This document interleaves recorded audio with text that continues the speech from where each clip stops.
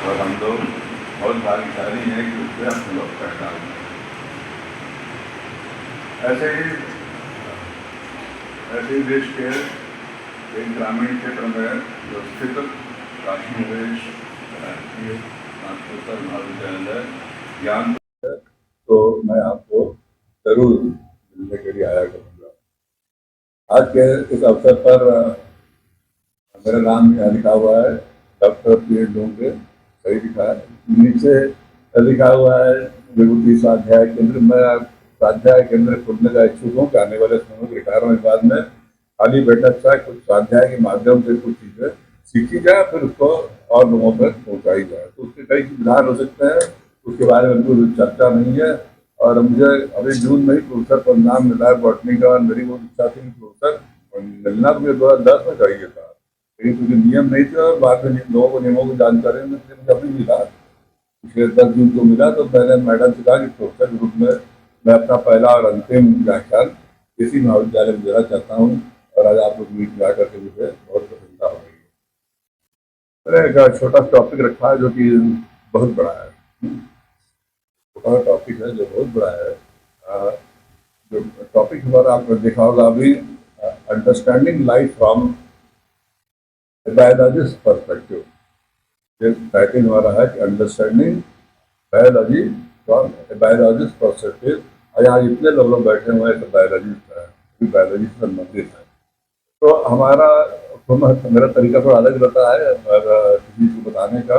अब आप ये देखिए कि ये सामने आपको लिखा हुआ है डॉक्टर ऑफ फिलोसफी लिखा हुआ है, ठीक है। तो नीचे कुछ और भी लिखा हुआ है, पीएचडी करेगा, कोई एमबीए करेगा वो भी पीएचडी करेगा, यूएसए जाएगा, कोई एमडी एमएस किया होगा, कोई आईआईटी से बीटेक एमटेक किया होगा। सबका अंतिम उद्देश्य होता है कि मैं पीएचडी कर दूँ, और सबको डिग्री का नाम ग्रेड हो जाता है। तो कौन सा होता है वो डिग्री, कौन सी होती है? पीएचडी। पीएचडी मतलब डॉक्टर है, जब आपका ज्ञान उस तरह से बढ़ता जाता है। तो इसीलिए जो पीएचडी करने के बाद में आपको ये कहा जाता है कि आप अपने ज्ञान के हिसाब से अपने समाज के डॉक्टर अपने मानव उपाधि होते हैं, नेताओं को देते हैं, सामाजिक कार्यकर्ताओं को देते हैं। तो वो इसलिए देते हैं कि इन्होंने इतना कार्य कर दिया है कि उनको पीएचडी उपाधि दे दी जा सकती है।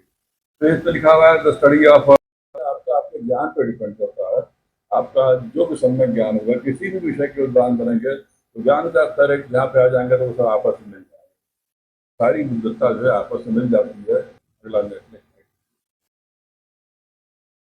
अब देखिए फिलोसफी कहने पर हम लोग को भारत दुनिया का सबसे पुराना देश है, सबसे प्राचीन देश है। संत ऋषि मुनि ये सब चीज किसी लोग कहते हैं वेद लिखा गया, बहुत ज्ञान है, बहुत तरह का ज्ञान है वेदों में, सब कुछ बातें हैं, बात सही भी है, लिखित ज्ञान है वो उसके अभी उपलब्ध है। तो वहाँ पे भी आपके पास तो पुराने ज्ञान का भंडार मिला है। लेकिन जो भारत का जो भंडार है वो किसी से उसकी तुलना नहीं की जा सकती। तो कैसे डिफाइन कर सकते हैं? The study of ideas and beliefs about the meaning of life, जो पहले लिखा था वही है। और set of beliefs that tries to explain the meaning of life और gives rules about how to behave. Madam ने लिखा हुआ है, हम स्लाइड बनाने में मदद की है उन्होंने, तो उन्होंने लिखा हुआ सॉक्रेटिस का कथन दिया कि the unexamined life is not worth living. बहुत बड़ी बात है, the examined life is not. अब देखिए हम लोग क्या किए हैं, इंटर करके बीएससी करके अब एमएससी में आ गए हैं। एमएससी जब जूलॉजी में कीजिए तो बॉटनी में कीजिए तो केमिस्ट्री में कीजिए, ठीक है। अगर हम बॉटनी और जूलॉजी में कर रहे हैं तो हम दोनों बायोलॉजी के स्टूडेंट कहे जाते हैं। आपको भी जब नेट परीक्षा देंगे आपको लाइफ साइंसेज का पेपर देना होगा, न कि बॉटनी का या जूलॉजी का। You are student of life science. Biologist have a greater responsibility of defining life। हमारा ज़्यादा लाइफ आप जानते हैं बायोस प्रोग्राम से बना हुआ है। फिर उसके बाद बायोलॉजिस्ट है understanding life is central to all biology of sciences. तो लाइफ के बारे में नहीं समझेंगे तो कोई बायोलॉजी का ज्ञान आपको एग्जाम में मिलेगा, और लास्ट में आपका non living matter, no energy transportation, अगले स्लाइड आएगा, नेक्स्ट स्लाइड। अब देखिए हम लोग का तरीका होता है कि लाइफ को स्टडी करने का तरीका होता है कि हम लोग हाई स्कूल से पढ़ रहे हैं, लिविंग एंड नॉन लिविंग के बीच हम लोग डिफरेंस देखते हैं। पहले किसी बच्चे को पहले स्टूडेंट बनाना है तो उसको पहले बताना पड़ेगा कि हम बायोलॉजी क्या है, तो उसमें लिविंग एंड नॉन लिविंग में अंतर बताना पड़ेगा। तो इसमें क्या चीज़ है कि living and non living. Living utilize energy, हम सभी लोग एनर्जी यूटिलाइज करते हैं, कहाँ से करते हैं, खाने से करते हैं। खाना कहाँ से आता है, वेज होता है नॉन वेज होता है। वेज या नॉन वेज दोनों कहाँ से आता है, अंत में पौधों से आता है। पौधों पे सारा लाइट जो आती है उससे आता है। तो अल्टीमेटली हम लोग सारा अपना जो भोजन है, एनर्जी है, वो कहाँ से लेते हैं, सन से लेते हैं। ठीक, तो ये हुआ। फिर दूसरा मेटाबॉलिज्म एंड ग्रोथ। अब उस एनर्जी के उपयोग से आप डिफरेंट अपने एक सेल के अंदर हजारों रिएक्शन एक साथ हो रही है। एक सेल के अंदर हजारों रिएक्शन एक साथ हो रही हैं, जो कि किसी लैब में पॉसिबल नहीं है। तो वो मेटाबॉलिज्म होता है, catabolism and anabolism. Constructive activities reaction and destructive reaction एक साथ होते रहते हैं। और तीसरी सबसे बड़ी बात है कि हम लोग रिप्रोड्यूस करने की, जो लिविंग ऑर्गेनिज्म है, रिप्रोड्यूस करने की क्षमता रखते हैं।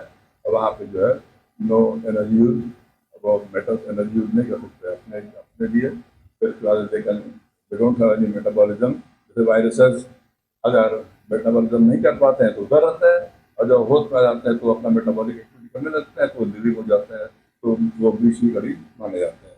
और तीसरा आपका जो है नो नो रिप्रोडक्शन। तो एनर्जी यहाँ पे आपको एक टाइप प्रोसेस लिखा हुआ है, बहुत डिटेल मिल जाएंगे। तो आपको पता है कि दो तरह की मेन एक्टिविटीज है, एक फोटोसिंथेसिस और दूसरा रेस्पिरेशन। ये दो चीज़ होती हैं। और इधर आपका इनर्ट एंड लाइफलेस पत्थर अत्थर जो है सब। तो हम लोग एनर्जी उसमें खोज लेते हैं। पत्थर में भी एनर्जी, जब उसको हम लोग भगवान मान के ध्यान करते हैं तो उसमें आपको एनर्जी दिखाई देती है। वो हमारा विजडम है, बुद्धि हमारी सत्ता है। अगला नेक्स्ट। अब देखिए, छोटे में बताना है आपको आपको एक आइडिया देना चाहते हैं कि एक्चुअली लाइफ कैसे आई। अब ओरिजिन ऑफ यूनिवर्स के बारे में एक बिग बैंग थ्योरी है, जो कि अरबों खरबों वर्ष पहले की बात है। कभी कुछ एक मोल्टन लावा एकाएक प्रकट हुआ और भागना शुरू हुआ। तो 13.8 ईयर्स बिलियन ईयर्स अगो में यहाँ singularity expansion of space and time सब शुरू हुआ। और उसमें आपका जो है आपका यूनिवर्स बना। उसके बारे में पढ़ने उसको बताने के लिए कम से कम 2 दिन। Formation of matter, energy, space and time, ये चीज आई। क्या क्या चीज आई, formation of matter, energy, space and time. Space बस आकार और टाइम तो समय। ये सभी एक साथ प्रकट हुई। ये क्या हो जा रही है, ये फिलॉसफी हो जा रही है। ये टाइम भी पैदा हुआ, सोचिए आप, जिस समय टाइम पैदा हुआ, हम उस टाइम को बोल रहे हैं कि 13.8 मिलियन ईयर से वो पैदा हुआ। हम कह रहे हैं तो किसी ने बताया नहीं आपको कि आपने, आप मानव है, आपने तरीके से आप काम करते हैं। आपने 13.8 मिलियन ईयर्स को सोचा कि 13.8 मिलियन ईयर्स पहले एक यूनिवर्स बना होगा, गैलेक्सीज बनी होंगी, मिल्की वेज बने होंगे, सब कुछ बना होगा। उसमें हमारा एक सोलर सिस्टम बना, उसी सोलर सिस्टम में हमारा एक सन है, और उसी सन के जो है हम प्लानट देख सकते हैं। प्लानट हमारा ब्यूटीफुल अर्थ है। और फिर जियोलॉजिकल टाइम्स के इसमें बहुत ज़्यादा डिटेल जाना ठीक नहीं, लेकिन आप तो मैं ये सब चीज़ क्यों बता रहा हूँ, इसको पीपीटी को रखिएगा अपने पास में।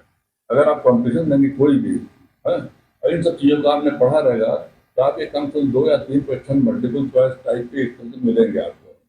तो ये सब चीज़ आप पढ़ेंगे, लेकिन आपका कुछ है नहीं, आपके पास कोई मैटर इसका है नहीं। उस मैटर का आपको जियोलॉजिकल टाइम स्केल पर एक सवाल आएगा, कोई मिजोलिथिक क्या क्या क्या, वो कौन सा एरिया, आप जुरासिक वाला एरिया, पूछ आपको। अब उसकी वो टाइम पूछ दिया आपने, कितने मिलियन ईयर्स, कितने मिलियन ईयर्स उसका कोई मतलब नहीं। अब हमारा जो लेटेस्ट जो एरिया एरा चल रहा है उसको क्या बोलते हैं, हाँ। तो वो जो समय चल रहा है, उस समय में हम लोग पैदा हुए हैं, मतलब हमारा ह्यूमन बींग पैदा हुआ है, और हम लोग मानव पैदा हुआ है। और मानव का इतिहास 10 से 12 हज़ार साल पुराना है, बस, बहुत पुराना नहीं है, सिर्फ 10 से 12 हज़ार साल पुराने हम लोग हैं। और 10 से 12 हज़ार साल पुराने में 2.5 से 3 हज़ार साल में बहुत बुद्धिमान व्यक्ति था, और वो भारत का था।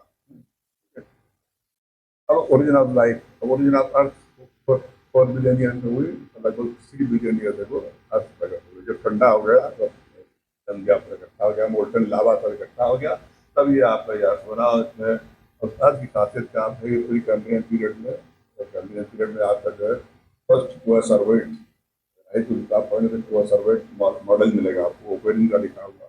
तो कोऑपरेट मॉडल नाम का एक मॉडल लाइफ का पहला सिस्टम बनाया गया था। और उस सिस्टम फिर जो है फिर बाद में फर्स्ट लिविंग सेल्स बनना शुरू हुआ। फर्स्ट लिविंग सेल्स का मतलब क्या हुआ? लिविंग सेल होने का मतलब तीन चीज होनी चाहिए।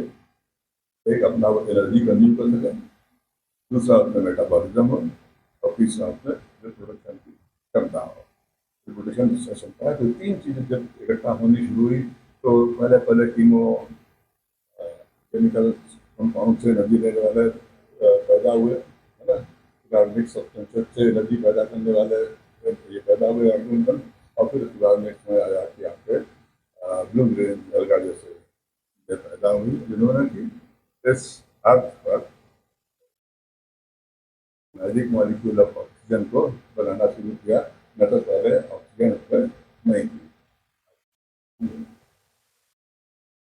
फिर अंतिम आ गया सितंबर, ठीक है। वो अंत वाला हम लोग हैं, ठीक है। स्टूडेंट लोग, शिवम भैया तो दिख रहा है वैसे ही ना, आगे बैठे हैं। कहाँ गया शिवम? पीछे बैठे हैं सबसे। हाँ हाँ, वैसे शिवम भैया बैठे हैं ऊपर पीछे, दूसरे नंबर में हम लग रहा है, बाकी तो आप लोग जानते हैं कॉलेज पहुंचे, ठीक है।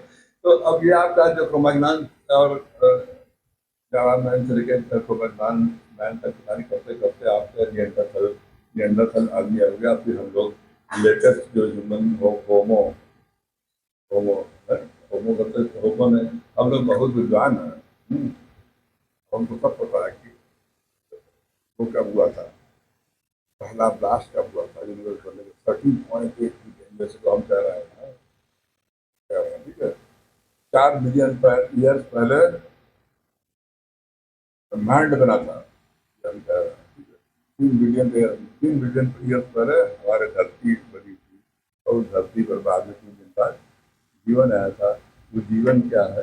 एक सेल है, एक कोशिका सेल है। तो सेल क्या है? दो तरह की सेल्स होती हैं, एनिमल सेल्स और प्लांट सेल्स। दोनों खासियत ये है कि अगर सेल वॉल निकाल दीजिए, दोनों सेल से बाहर प्लाज्मा मेम्ब्रेन होती है, अंदर न्यूक्लियर मटेरियल होता है, बीच साइटोप्लाज्म होता है। तो सेल तो यूकैरियोट हो सकती है, दोनों हो सकती है। प्रोकैरियोट में अंतर होता है, जेनेटिक मटेरियल के कंपोजिशन और पैकिंग में अंतर है, लेकिन बात वही है कि सारे रिएक्शन वही हो रही है जो एक बहुत छोटे से प्रोकैरियोट ये भी हो रही है। और बहुत बड़े बड़े, इतने बड़े बुद्धिमान आदमी के अंदर में एक कोशिका के अंदर वही कुछ चीजें हो रही है। क्या हो रहा है वहाँ पे? मेटाबॉलिज्म हो रहा है। मेटाबॉलिज्म में क्या हो रहा है? Set of very intricate set of reactions taking place. आप लोग पढ़ते हैं, डार्क रिएक्शन तो पढ़ने का मन ही नहीं होता है। अगर हम लोग ऐसा भी करेंगे बड़े कंपाउंड, हम लोग अभी होता है, इसलिए अपने मन लगता है, अभी स्टूडेंट नहीं है हम। तो मतलब बड़ी तकलीफ होती है, फिर याद करो, अरे बड़े अनकॉन्फिडेंट लाइक कौन सा नहीं पढ़ेंगे, छोड़ रहा नहीं पता, दूसरा क्वेश्चन नहीं करेंगे वाला, पता नहीं आपको। तो इतने सेट ऑफ केमिकल रिएक्शन आपकी हो रही है, तो सेट ऑफ रिएक्शन होने का कारण, अगर उन रिएक्शन को लेबोरेटरी में कराया जाए तो एक एक रिएक्शन को करने में आपको एक एक न्यूक्लियर प्लांट बनाना पड़ जाएगा, उतनी एनर्जी लगेगी। और वो सारी चीजें एक छोटी सेल के अंदर, और छोटी सी बैक्टीरियल सेल के अंदर सारी रिएक्शन हो रही हैं। वो कहीं से एनर्जी प्राप्त कर रहा है, एनर्जी को स्टोर कर रहा है, एनर्जी को रेगुलेट कर रहा है, अपनी अपनी साइज बढ़ा रहा है, फिर हमें डिवाइड कर रहा है, अभी नया रिप्रोडक्शन हो रहा है। रिप्रोडक्शन के डिफरेंट मीन्स एसेक्सुअल और डिफरेंट टाइप के मीन्स का डेवलपमेंट इसके साथ साथ में हुआ। और लाइफ जो डाइवर्स ब्यूटीफुल फॉर्म है हमको दिखाई देती है, वो दिखाई देती है। तो फायदा क्या है? उसमें कहना चाहता हूँ कि हुआ है सारे इसलिए हुआ है। लाइफ एग्जिस्ट इसलिए की, क्योंकि रिएक्शन करना बहुत कठिन है, लेकिन रिएक्शन होते हैं। नॉर्मल टेम्परेचर प्रेशर में रिएक्शन होते हैं, बड़े 100 डिग्री पे नहीं हो सकते हैं लैब में, वो सब रिएक्शन होता है because of this happens because of the magic molecules, enzymes. Enzymes जो प्रोटीन मॉलिक्यूल्स हैं, मोस्टली कुछ आर्गेनिक मॉलिक्यूल भी एंजाइम की तरह काम करते हैं। और वो जो एंजाइम्स हैं, वो किसी भी रिएक्शन की एक्टिवेशन एनर्जी को कम कर देते हैं। ऐसी नॉर्मल जो जो रिएक्शन 80 डिग्री की होनी चाहिए थी, उसको 22 डिग्री पे कर देते हैं। वो छोड़िए, जहाँ पे माइनस में टेम्परेचर, वहाँ भी रिएक्शन हो रही है, तो वहाँ भी अलग टाइप के एंजाइम पाया जाता है। These are the enzymes are the magic molecules, and this the development of these molecules has actually resulted in evolution origin, evolution and sustenance of life on Earth. तो मेरे ख्याल से अल्लाह आप बहुत शांति सुना है अच्छा लगा हमको। हिंदी पढ़ सकते थे और बहुत से बच्चे ऐसे हैं यहाँ नहीं टेंशन पाए, बहुत से बच्चे टेंशन नहीं पाए कि उनके पास उन 2 दिनों के में पैसा नहीं था जिन 2 दिनों में फीस जमा हो रही थी, जब उस एक दिन का पैसा नहीं था घर में कि उस 3,000 4,000 रुपया नहीं था कि वो जमा कर पाए और वो नहीं काम कर रहे।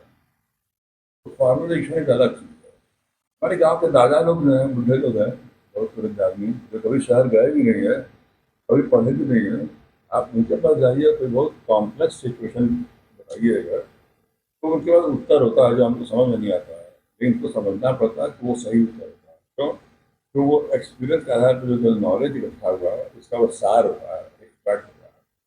तो गोल ऑफ एजुकेशन यही है कि हम हमारे पास नॉलेज रहे, वो ऐसा नॉलेज रहे कि हम किसी भी समस्या के समाधान पे कुछ बोल सकें, कुछ सही राय दे सकें। ठीक है, अभी मैं उदाहरण बता, एक लड़कियां रोते हुए आई तो नीचे गई तो वो बोल रही थी कि हमको कोई बताया था कि डोंगरे सर से मिल लेना, आज यहाँ पे आए हैं तो वो उनको मोबाइल दिला देंगे। आई डोंट नो, तो हमने कभी कैसा हेल्प किया होगा, किसी को हेल्प किया होगा तो याद आया किसी कॉलेज में घर गया था।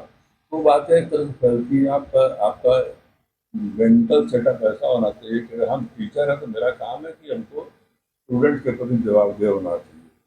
लेकिन किन स्टूडेंट के प्रति? जिन उन स्टूडेंट के प्रति जो कुछ करना चाहते हैं, और जो कुछ करना चाहते हैं उनको दिखाना पड़ेगा हमको आगे कि मैं कुछ करना चाहता हूँ या करना चाहती हूँ। क्योंकि गोल कभी भी सिंगल डायरेक्शन में नहीं होता है। हाँ, गोल जब मारना है तो मेसी ने कल पास दिया, हाँ गोल नहीं मारा, मेसी ने कल छोटा पास दिया और उसकी टीम ने गोल मारा। और मेसी को मानते हैं बहुत सा गोल मारने वाला है, लेकिन उससे कुछ स्ट्रेटजी चेंज की। कल के मैच में उन्होंने गोल मारा ही नहीं, पास देते। तो इन्हीं शब्दों के साथ thank you for being a part of this journey of knowledge and discovery. मैं खुद अपने आप में डिस्कवरी हूँ, ठीक है, तो मैंने खुद को डिस्कवर किया। मैडम से कहा कि आज मेरा लेक्चर कराइए, तो नहीं यूनिवर्सिटी आपको यूनिवर्सिटी बाहर का स्टूडेंट है आदमी, है ना, तो अगले साल शायद आप लोग को ऐड कर लिया जाएगा, हो सकता है। रूल है कि इन लोगों को ऐड किया जा सकता है अगले साल, तो आप लोग को डिग्री यूनिवर्सिटी में मिल सकती है, इस वाली यूनिवर्सिटी। तो आप लोग तैयारी कीजिए, मेहनत कीजिए, गोल सेट कीजिए अपना। गोल जरूर सेट कीजिए, क्या करना है हमको। Centre is not a goal, 80% 90% is not a goal, but सम्मान साथ पास होना एक गोल है, बैक न लगना एक गोल है, 3 दिन बीमार है एग्जाम के पहले तब भी एग्जाम दे सके ये गोल है। उसके लिए क्या जरूरी है? हम लोग को कंटिन्यूस रेगुलर 1-2 घंटे अपने किताबों के साथ उलझे रहना है। जय हिंद, जय भारत।